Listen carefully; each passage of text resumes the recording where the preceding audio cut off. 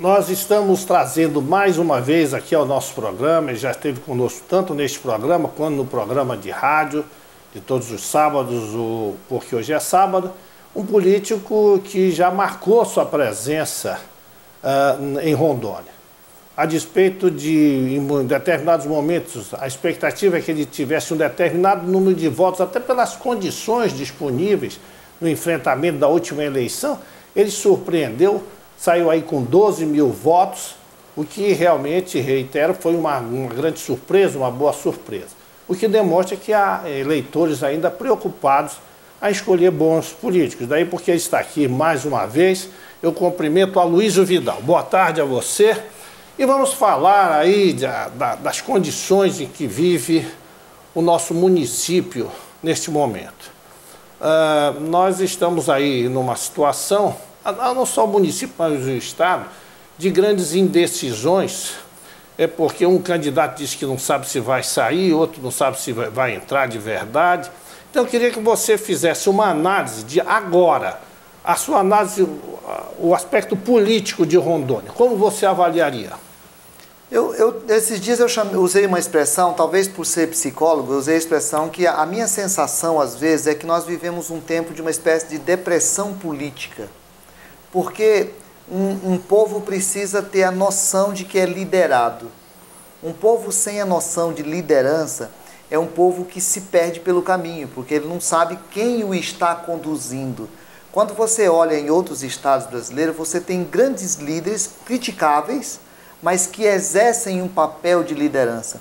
Nós estamos no estado de Rondônia hoje, a expressão talvez seria meio que acéfalos, né? Estamos sem alguém que lidera, nós estamos sem cabeça, sem ponto de referência.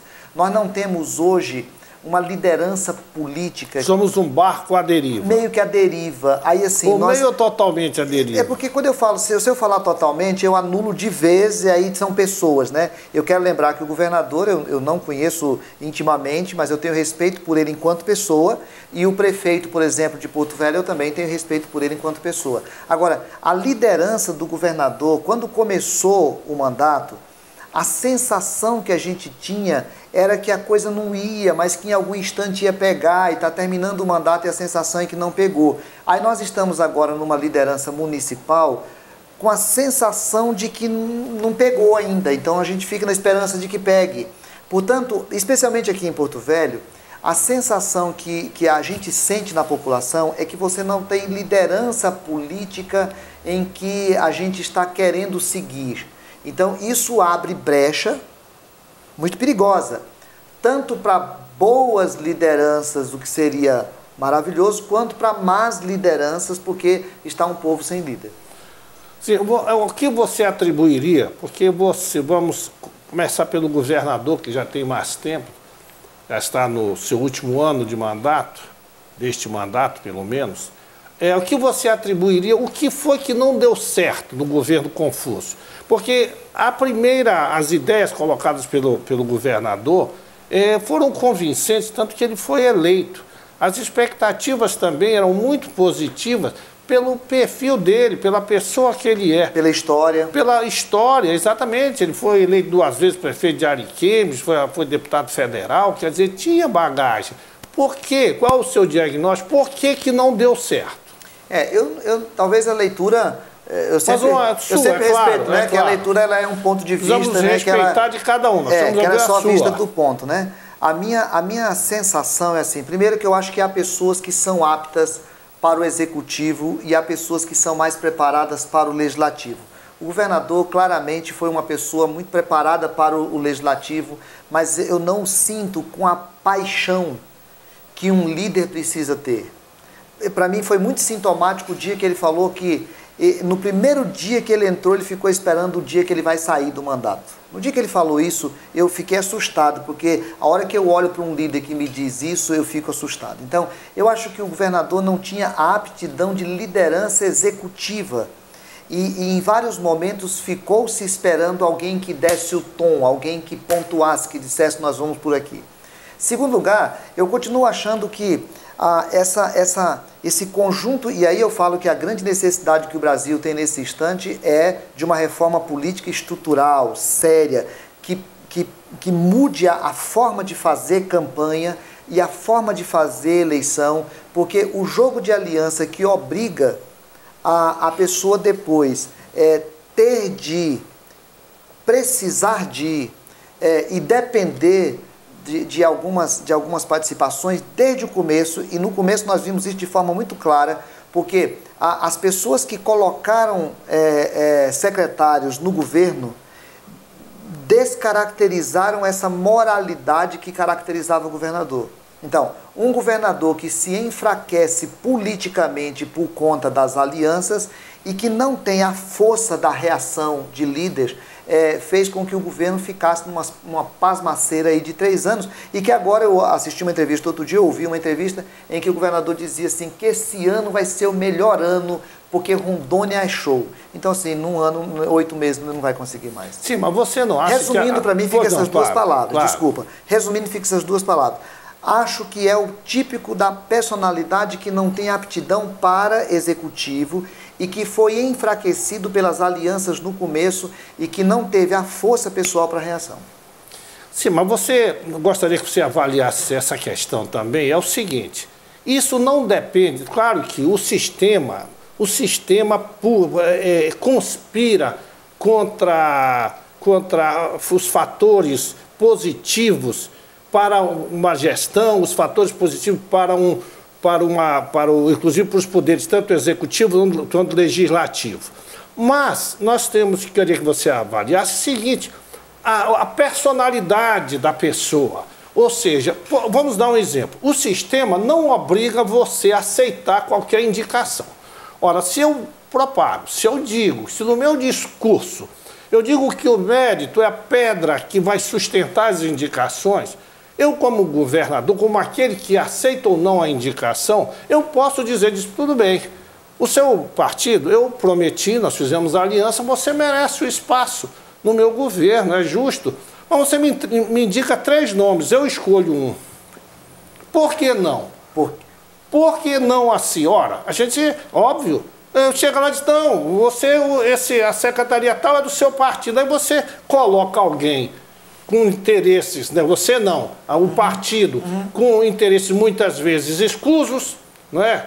Às vezes, na verdade, é a pessoa projetada naquela outra para se locupletar disso e aceita. Doutor Viriato, aí que eu falo, é a pessoa que não está preparada, com temperamento, inclusive, para assumir liderança, para assumir chefia.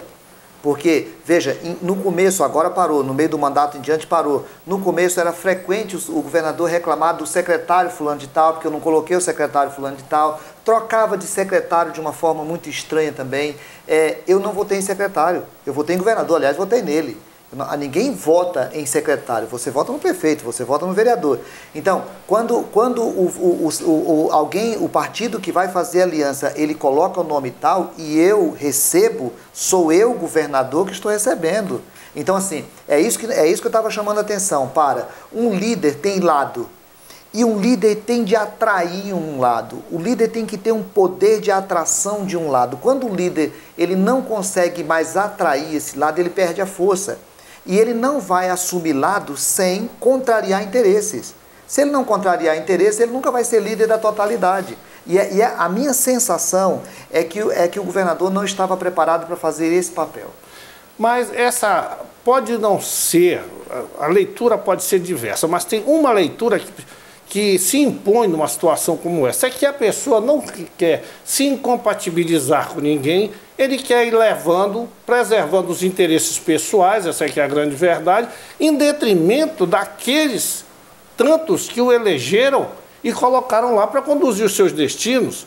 Então, é por isso que se fala, estamos carentes de estadistas, de pessoas, homens e mulheres, determinados a assumir esses enfrentamentos, colocar em risco, inclusive, o seu patrimônio político, em termos de voto, se confrontando com forças políticas, mas que atendam os anseios populares. Então fica aí essa coisa de, não, eu aceito qualquer coisa. Olha, se falou e foi falado claramente, reiteradas vezes, que o mérito seria. E o que se viu era basicamente impossível um governo conduzido Não digo todos, há pessoas de mérito aí, há pessoas respeitáveis, mas um governo conduzido por alguns que aí estão ou que aí estiveram, dificilmente teríamos um bom resultado, só se fosse um milagre. Não é verdade? Perfeito. Bom, então vamos seguir perguntando a você o seguinte. Ainda hoje, alguns políticos insistem em falar em ideologias políticas e até mesmo em programas de governo. Coisas que, na prática, a cada dia a gente vê que são manifestações que da boca para fora e que na prática não funcionam. Qual é a sua opinião sobre isso? Não, eu creio que uma coisa não pode ser desatrelada da outra. Nem nós podemos ter um conjunto de ações sem uma ideologia que norteia, nem nós podemos só ter uma ideologia que faz um discurso. Uma ideologia que só faz discurso vira balela, mas também uma prática que atira para todos os lados e que não é dirigido por um pensamento, ela também vira um ativismo que promove só pessoa e não promove o Estado, não promove a democracia. Só uma colocação. Quando eu falo em ideologia, aquelas que já estão formatadas há tantos anos, ideologia de direita, de esquerda, não falam em falta de coerência, né? Porque você pode ser coerente sem você precisar se fundamentar em algumas coisas que sabidamente não deram certo. Não, vamos dizer, o partido que hoje está no governo, o que pregava? Qualquer coisa era CPI. Até falou, CPI, prende, arrebenta. E de repente a gente é surpreendido, vamos dizer assim, surpreendido, por o maior escândalo da história do país, né, que a gente sabe disso. E quer dizer, onde está aí os fundamentos ideológicos, onde está aí a coerência de um partido de esquerda que há um pressuposto, né, que se coloque de uma forma mais correta, mais ética? Houve incoerência. Né? Então o problema não foi a ideologia, o problema foi a incoerência com a própria ideologia. E quando, para assumir o poder, você abre mão da ideologia e tem que se aliar com quem você criticou a vida inteira, você abre mão da sua coerência ideológica. E quem abre mão da coerência ideológica, depois na prática de governo, acaba dando isso também. Porque aí é um desespero para poder manter o poder e não para poder promover um país. Inclusive, ainda insiste o governo brasileiro, dá demonstrações a todo momento, por exemplo, aquele porto de Mariel lá, que foi patrocinado pelo governo brasileiro, fundamentado exclusivamente da simpatia que os governantes ainda nutrem por esses governos que, sinceramente, um governo que oprime um povo, que se disser quem quer sair desse país, eu digo isso porque eu estive lá. Eu vivenciei um certo período lá, fui como turista, mas o turista atento. Se vocês soubessem lá num banco, quem quer ir embora comigo? Não sei se ficaria alguém para pagar a luz, só aqueles mais antigos que não tinham mais. Bom, meu amigo, é o seguinte, eu vou fazer mais uma pergunta para você. Claro que nós temos muito a conversar, você será chamado mais uma vez para o programa de rádio, uma pessoa bem informada e que traz coisas boas. Qual a esperança que você tem, né, diante do panorama político, e falo também pessoas sem citar nome, qual a esperança que você tem para as próximas eleições? O que você espera disso aí, diante do que está aí posto, das cartas que já estão aparentemente na mesa? Ainda não estão, mas nós tivemos uma conversa aqui, doutor Viado, logo depois das manifestações que houve no Brasil, né? E eu falo que eu estava com muito medo de que aquelas manifestações não gerassem uma mudança de conceito na população. E fico com medo, de novo, de se efetivar na prática. Eu não tenho muita esperança num primeiro momento, porque as figuras que estão surgindo são as mesmas figuras, com as mesmas condições de antes. A gente não pode dizer que nós estamos tendo grandes mudanças nesse instante, né? Então eu estou assustado um pouco. Agora, obviamente que cada vez que vai acontecer, a população tem uma oportunidade.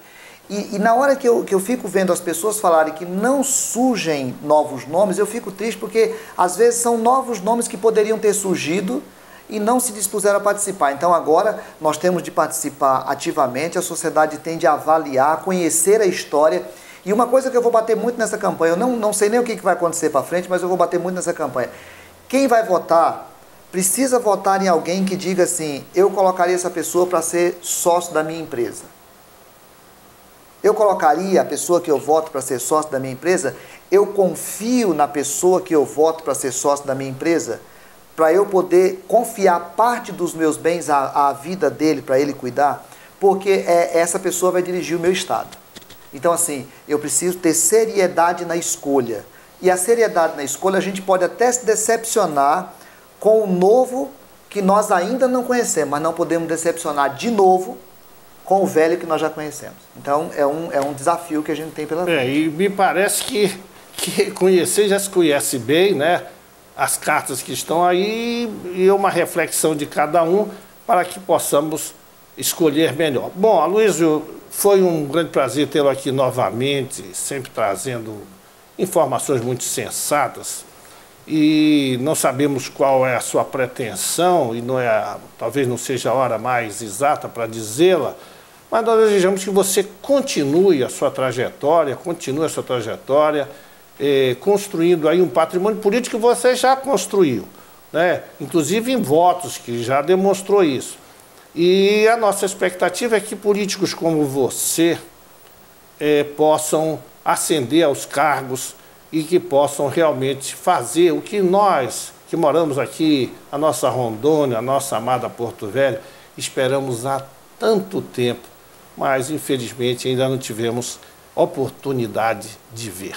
Aí para as suas considerações finais. Então, vereador, eu agradeço esse instante, esse espaço, e assim, eu espero que cada cidadão faça isso, que cada cidadão se sinta responsável por promover a cidade. É um programa que é criado, é alguém que se candidata, é o outro que participa na associação, é o outro que dirige melhor no trânsito, porque a nossa sociedade é resultado do que nós estamos sendo. Então eu desejo um 2014 de muita responsabilidade para Rondônia, e agora todos nós somos atores principais. Então, bom 2014 para nós e bom processo que a gente tem pela frente. Muito obrigado. Ok, sucesso. Um Obrigado. abraço.